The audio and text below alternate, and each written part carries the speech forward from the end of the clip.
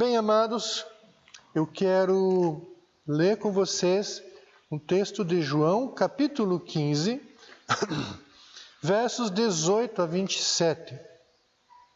João, capítulo 15, versos 18 a 27.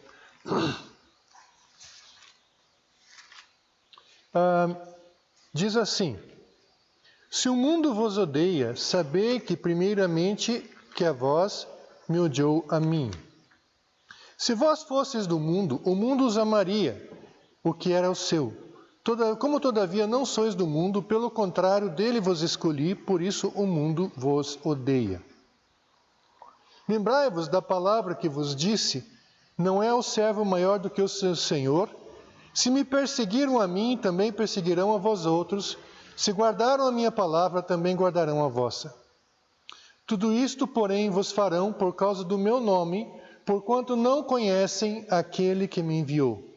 Se eu não viera, nem lhes houvera falado, pecado não teriam, mas agora não têm desculpa do seu pecado. Quem me odeia, odeia também a meu Pai. Se eu não tivesse feito entre eles tais obras, quais nenhum outro fez, pecado não teriam, mas agora não somente têm eles visto, mas também odiado tanto a mim como a meu Pai. Isto, porém, é para que se cumpra a palavra escrita na sua lei: odiaram-me sem motivo. Quando, porém, vier o Consolador, que eu vos enviarei da parte do Pai, o Espírito da verdade que dele procede, esse dará testemunho de mim. E vós também testemunhareis, porque estáis comigo desde o princípio. Ainda o próximo capítulo, os primeiros 3 versículos. Tenho-vos dito essas coisas para que não vos escandalizeis. Eles vos expulsarão das sinagogas, mas vem a hora em que todo o que vos matar julgará com isto prestar culto a Deus. Isto farão porque não conhecem o Pai nem a mim. Senhor, abençoe essa palavra em nome de Jesus. Amém. Amados, esse texto ele está relacionado com o diálogo, o discurso de Jesus com os discípulos já nos momentos finais do seu ministério, em que Jesus fala para os discípulos que finalmente ele vai se afastar deles, vai para um caminho que eles não vão poder seguir no momento, mas eles vão seguir mais tarde, que é o caminho do sacrifício de sua vida e, finalmente, a ida até a presença de Deus o Pai. Então os discípulos estavam tanto quanto entristecidos, mas Jesus dá uma palavra de alerta para eles, porque agora eles iam começar a caminhar por sua própria conta. Em outras palavras, aquilo que Jesus estava fazendo e eles observando como discípulos, agora eles passariam a ser os atuantes, não mais estar no pano de fundo, escondido atrás da sombra de Jesus. Agora eles teriam que sair ao mundo e proclamar a mensagem.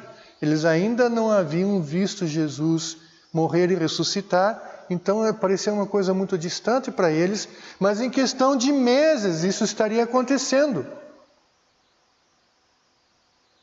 E em questão de meses, Pedro se levantaria no meio de uma multidão e 3.000 se converteriam, entregariam a vida para Jesus. Só que naquele momento eles não tinham visão disso, eles não tinham entendimento disso. E Jesus passa a dar alguns alertas que basicamente dá para dizer assim: alertas sobre pregação e perseguição. Duas coisas que andam juntas, porque normalmente a pregação da palavra de Deus esbarra no politicamente correto. Quer ver um exemplo?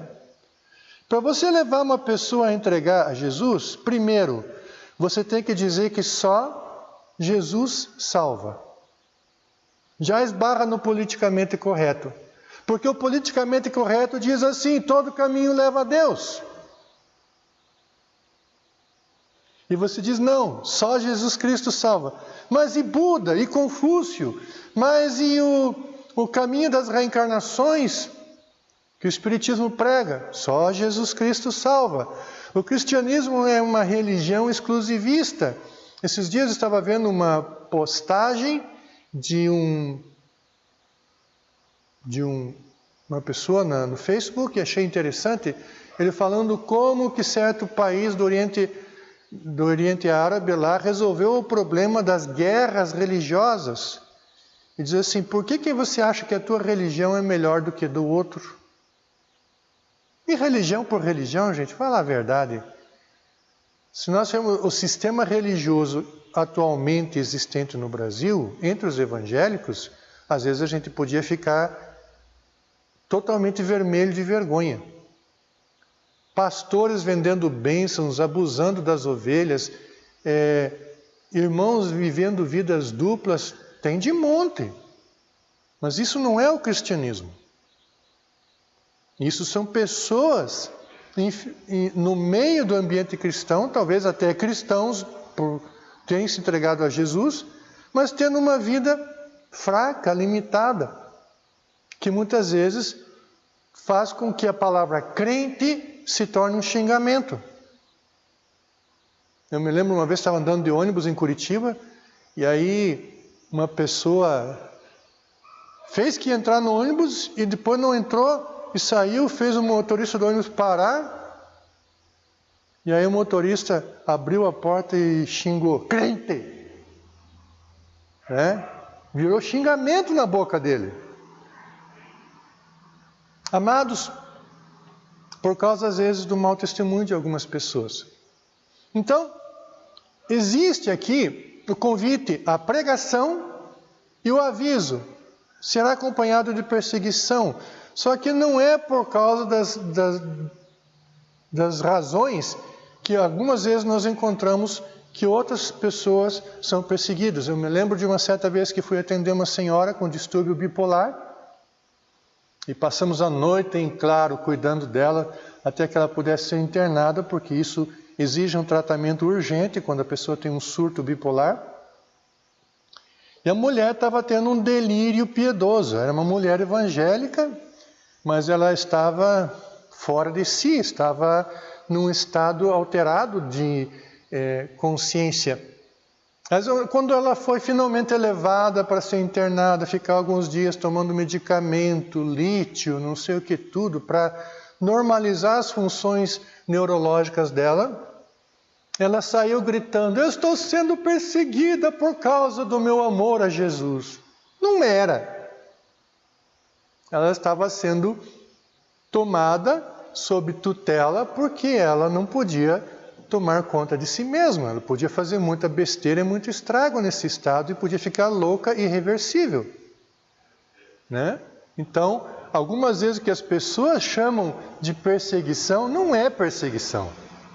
É o resultado de outros fatores que causaram a oposição à pessoa. Mas eu gostaria de falar aqui, então, algumas coisas que são importantes para nós, através dessa exortação de Jesus. Primeira coisa que nós precisamos entender. Não espere aceitação completa das pessoas. Uma das coisas que eu vejo assim que enfraquece muito os servos de Deus é a preocupação com a aceitação que ela recebe no meio das pessoas. Existe um instinto natural no ser humano que faz com que ele se amolde ao ambiente em que ele vive. Então, por exemplo, num ambiente licencioso, onde palavras obscenas são ditas constantemente, é natural da nossa psique que a gente reduza o nosso nível moral para meio que não fazer muito contraste com as pessoas. Isso é uma reação psicológica do nosso cérebro. Só que esse natural não é correto. Não é porque é natural que seja correto. O cristão verdadeiro, ele precisa entender que ele veio para fazer contraste. Contraste no sentido de que, por exemplo, num ambiente onde palavras imundas, piadas sujas e flertes que chegam ao limite do aceitável, certo? Estão acontecendo, Você tem que ser a pessoa que mantém o padrão moral inalterado. Então, por exemplo, é comum em ambiente de trabalho, onde homens e mulheres casados estão convivendo 8 horas por dia, de repente comecem a tomar liberdades uns com os outros. E essas liberdades, elas podem crescer e começar a andar na barreira, no limite do imoral. Então, de repente, homens casados começam a elogiar as belezas femininas de uma mulher casada no trabalho, estando eles ali já, aquela intimidade de anos, talvez convivendo 8 horas por dia ali, certo? E começa aquilo gerar uma certa rota de sedução. Isso é um exemplo do que o mundo faz, e não raro acontecem rompimentos de casamentos por causa do que acontece no ambiente de trabalho. Aí, amados, é necessário que um cristão chegue lá, quando ele vê essas coisas, ele não participa. Não precisa chegar lá, apontar o dedo na cara da pessoa, seu imoral, sujo, imundo. Não precisa. Mas você precisa ter coragem de andar na contramão, de ser o diferente. Se você se adapta a qualquer ambiente, no sentido de que aquilo que é inegociável você negocia para não gerar conflito com as pessoas, então isso te enfraquece. Um cristão verdadeiro não pode estar preocupado com a aceitação, não pode estar preocupado com o seu ibope, com a sua popularidade. Ele tem que estar preocupado, em primeiro lugar, em manter puras as suas vestes, os seus pensamentos, as suas intenções e mostrar ao mundo que uma vida santa não é uma vida chata, é uma vida boa e plena. O problema é, isso acontece muito, quando um grupo de pessoas se reúne e um começa a contar piadas sujas, tipo o elefante caiu na lama, né? Pesadas e sujas. Não, piadas imorais mesmo. E aí os outros dá aquela risada sem graça, mas daí para não ficar para trás, solta uma não tão suja assim, mas já não é uma piada que você falaria normalmente. Entende? Isso vai comprometendo a sua fibra moral, vai comprometendo o seu testemunho. O primeiro compromisso de um cristão é com o seu testemunho. Eu te pergunto o seguinte: quando as pessoas estão passando por problemas, dificuldades, elas veem em você um referencial para buscar conselho? Você não precisa estar o tempo todo carregando uma Bíblia embaixo do braço, nem com uma cruz no peito, no pescoço. Você não precisa o tempo todo estar dizendo para as pessoas: olha, do jeito que está vivendo você vai para o inferno. Isso o Espírito Santo faz. Convencer as pessoas. O que você precisa é viver uma vida pura, santa e humilde na presença de Deus. Uma pergunta que nós precisamos fazer: aonde a gente chega, a presença de Cristo chega junto? Eis aí a questão. Nós somos sal e luz. Aonde nós chegamos, a presença de Cristo deve chegar junto. O que significa que simplesmente por estar no lugar as pessoas vão se sentir constrangidas. Simplesmente por estar no lugar, as pessoas não vão se sentir confortáveis em fazer as coisas que normalmente faziam.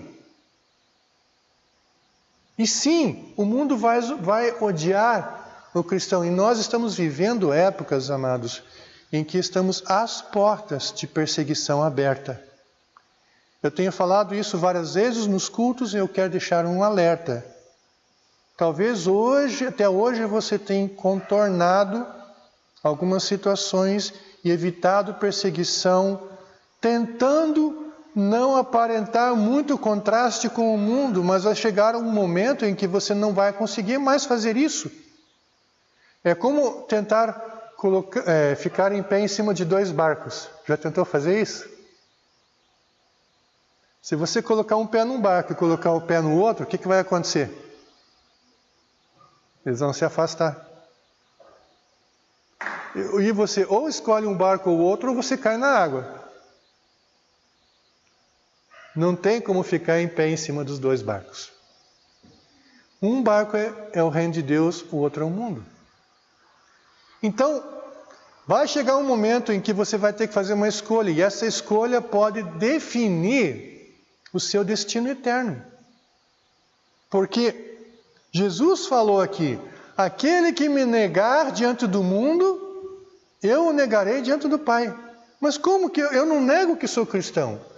Ah, mas existem formas de negar isso. Quando nós escondemos o fato de que seguimos a Cristo, quando nós vendemos e negociamos valores que não deveriam nunca ser negociados, para não ser tão diferente do mundo, então nós estamos negando Cristo. Você percebeu? Então, uma das coisas que eu vejo nesse texto é que você não pode estar preocupado com a aceitação que as pessoas lhe dão. Você vai ser rejeitado. A Bíblia diz que aquele que quiser viver piedosamente será aplaudido. É isso? É isso, Ricardo? Não? Será o quê? Perseguido. Aquele que quiser viver piedosamente será perseguido. Um exemplo simples, fui fazer uma compra de um imóvel, compramos um imóvel na Branches. Na hora de fazer a declaração do valor da compra, o intermediário do vendedor queria que eu declarasse um valor abaixo do valor da compra, para que daí ele não pagasse imposto de TBI, coisas assim, né? Tão grande. Eu disse, não, verdade é verdade, eu não vou praticar a mentira. Mas aí você me quebra as pernas, e aí ficou um quiprocó, né, um bate-boca. Eu disse, não, gente, eu não vou fazer isso. Ponto. É o valor que eu paguei, ponto. Então, gera desconforto. A simples recusa de fazer uma mentirinha. E aí as pessoas ficam olhando para você, quem você pensa que é? Você é um arrogante, metido, acha que é melhor que nós? Eu, pessoalmente, não sou melhor que ninguém, mas posso fazer escolhas melhores. Aí é uma diferença. As minhas escolhas vão mudar a mim mesmo. Então eu posso não ser melhor que vocês, mas eu vou fazer escolhas melhores do que aquelas que muita gente está fazendo. E esse fato vai gerar perseguição, porque o contraste incomoda. Num lugar onde ninguém toma banho, por exemplo, não sei se vocês sabiam, os europeus da Idade Média até mais ou menos a metade do século XX, não tomavam muito banho. Certo? E não sei se vocês sabem a expressão vai tomar banho, que nós usamos no Brasil, quando você está irritado com alguém, vá tomar banho, né? Vem dos índios. Porque os índios eram mais asseados que os europeus. Tomavam banho constantemente. E os europeus vinham com aquelas roupas de 1 semana, 2 semanas sem lavar, sem tomar banho. Imagina como é que eram os europeus naquela época. E aí os índios vinham, aqueles europeus chegando, querendo mandar neles e fedendo. Daí diziam, vai tomar banho. O contraste incomoda. E aí, amados, Paulo fala que nós somos para os que se salvam o bom perfume de Cristo. Mas para aqueles que se perdem, nós somos o fedor da morte. E eu vou te perguntar uma coisa. Você está andando na estrada, de repente você sente o cheiro de carniça, porque algum animal morreu atropelado, está ali apodrecendo ao sol. Você diz, ai, que cheiro gostoso. Não, né? Então é essa reação que você sente quando você passa por uma carniça que o mundo sente em relação àqueles que realmente andam com Deus. Mas ao mesmo tempo, amados, você não tem como fazer diferença nesse mundo se você não for diferença. Então você não tem como apresentar frutos, você não tem como mostrar o caminho para as pessoas se você não vive no caminho. Você não pode dar para as pessoas aquilo que você não tem. Outro problema nosso como cristãos é que muitas vezes nós temos uma vida muito superficial de relacionamento com Jesus. E a gente quer dar para as pessoas o que a gente não tem. Nós precisamos pregar. Essa é outra responsabilidade do cristão. Nós temos que pregar. Nós estamos nesse mundo com um propósito. Está ali? Estamos para estabelecer o reino de Deus em todo lugar, a começar por Curitiba, indo até os confins da terra. Para você estabelecer o reino de Deus, você precisa viver no reino de Deus. Isso significa estar em contraste, em oposição com o mundo. Uma vez eu estava fazendo um curso de informática, de computação, nos primórdios ainda, quando o computador era ligado na televisão, e de repente o professor largou uma assim, todo mundo sabe que nós viemos do macaco, certo? Eu era muito piazinho, muito tímido, né? Não me opus à afirmação dele. Mas ele tomou por certo que todos nós acreditamos na evolução. Todo mundo era uma ameba, depois virou um bicho maior, um dia virou um macaco, daí virou homem. Não creio nisso.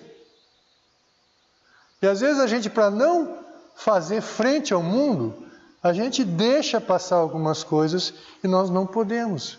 Nós precisamos ter ousadia de crer naquilo que nós cremos. Tudo isto, porém, vos farão por causa do meu nome, porquanto não conhecem aquele que me enviou. A pergunta que eu fico é o seguinte: como é que está o teu nível de conhecimento de Deus? Veja a diferença. Não estou falando do teu conhecimento sobre Deus. Porque tem muita gente que tem talvez uma grande cultura bíblica.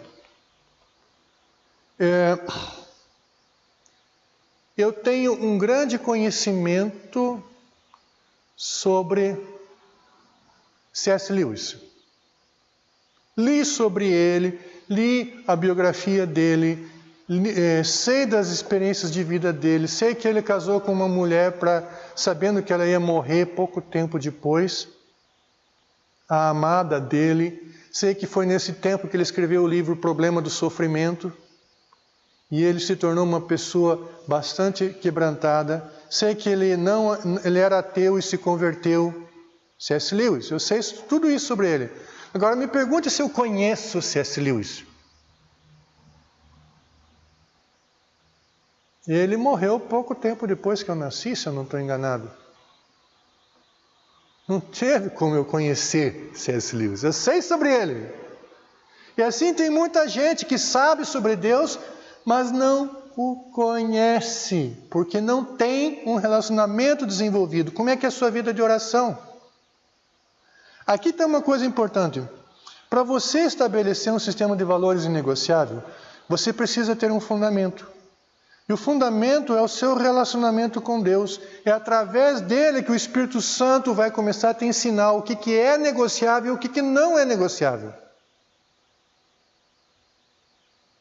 Senão você vai ficar perdido, porque sistemas de valores éticos e morais existem tantos quanto as pessoas existem no mundo.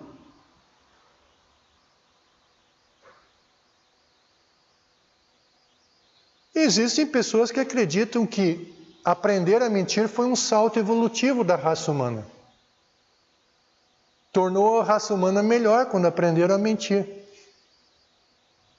Então você vê. Amados, para você ter um sistema de valores inegociável, você precisa conhecer aquele que é o fundamento de todos os valores. E muitas pessoas têm uma vida de oração tão fraca que Deus é pouco mais do que um conceito para elas. Deus é pouco mais que uma coleção de valores. Deus é alguém. E você precisa ter a presença de Deus tão forte na sua vida, que você, ao passar, as pessoas não fiquem olhando apenas os teus hábitos e costumes, mas percebam que existe uma presença sobrenatural em você. E façam, então, as comparações, e aí vai acontecer que alguns vão se aproximar de você dizendo, eu quero o que você tem. E outros vão dizer assim, você me incomoda, sai daqui. É isso que vai acontecer. O problema é se as pessoas passam pela nossa vida e continuam as mesmas, nosso testemunho está falhando. Elas não podem. Quando as pessoas conheciam Jesus, o próprio texto diz que elas se tornavam indesculpáveis. Por quê? Porque eles viam em Jesus a presença de Deus o Pai. Eles ouviam de Jesus a palavra que conduz à vida. Eles viam através de Jesus as obras de Deus. Qual foi a última vez que você orou por uma pessoa para que ela fosse curada? Qual foi a última vez que você olhou nos olhos de alguém e diz assim, eu estou intercedendo por você? Qual foi a última vez que você olhou nos olhos de alguém e disse assim, eu quero te apresentar o meu Deus, que eu amo e que mudou a minha vida?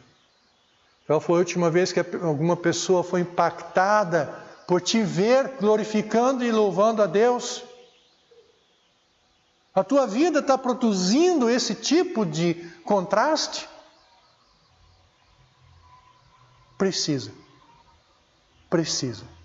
Nós precisamos ser pessoas que trazem o conhecimento de Deus.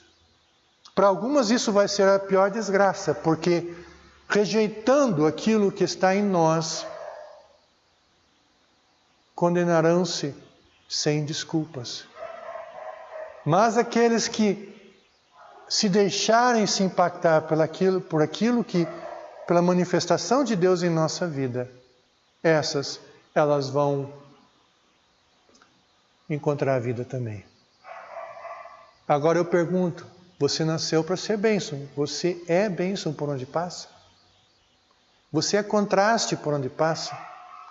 Isso são perguntas que devem mexer conosco, nos levar a uma busca. Enquanto eu preparava isso aqui, eu mesmo me questionei, gente.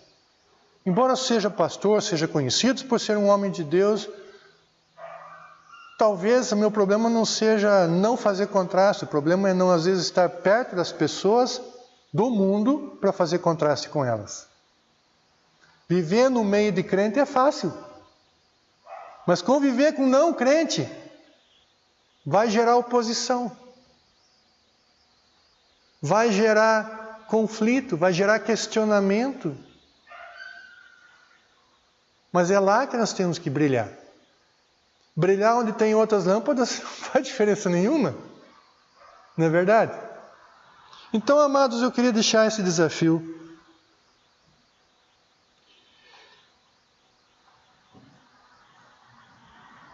Porque nós precisamos estar alertas que nós vamos sofrer perseguição.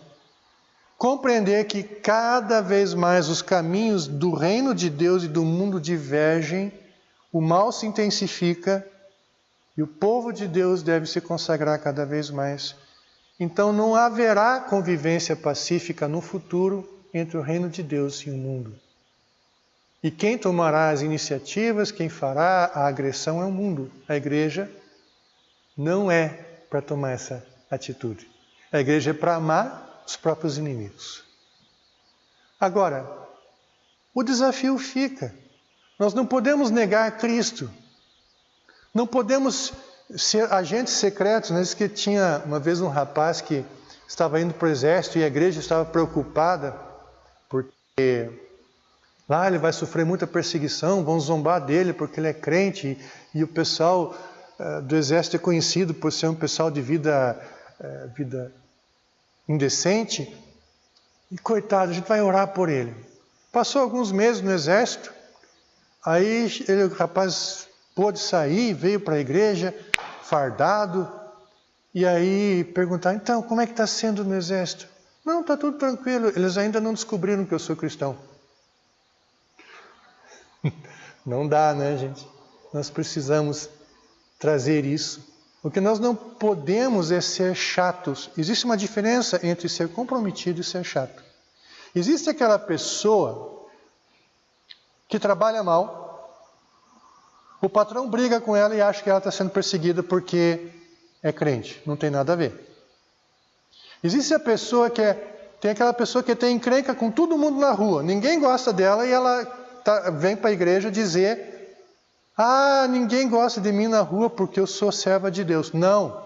Veja o que diz em 1 Pedro 4, 14 a 16. Eu quero terminar com isso.